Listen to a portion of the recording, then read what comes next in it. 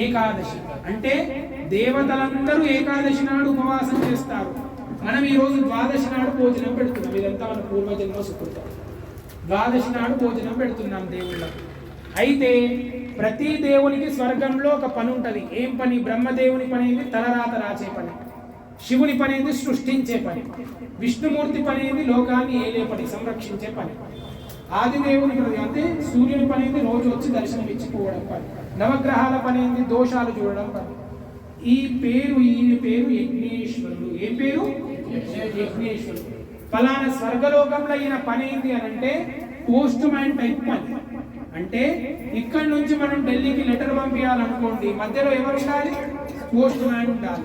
అలా బ్రాహ్మణులు ఏ దేవుని మంత్రం చెప్పినప్పుడు స్వాహానంగానే మీరు ద్రవ్యం వేస్తారో, ఈ యజ్ఞేశ్వరుడు వాళ్ళకు తీసుకుపోయి ఫలానా గోత్రస్తులు ఫలానా చోట నీ హోమం చేసినారు, నీకు ఈ ద్రవ్యం ఇచ్చినారు, వాళ్ళకు అనుగ్రహం ప్రసాదించని ఇచ్చి వచ్చి మళ్ళీ నిలబడతాడు.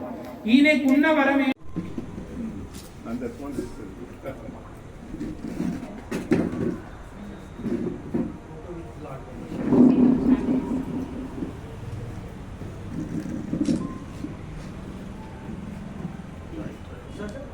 వీడియో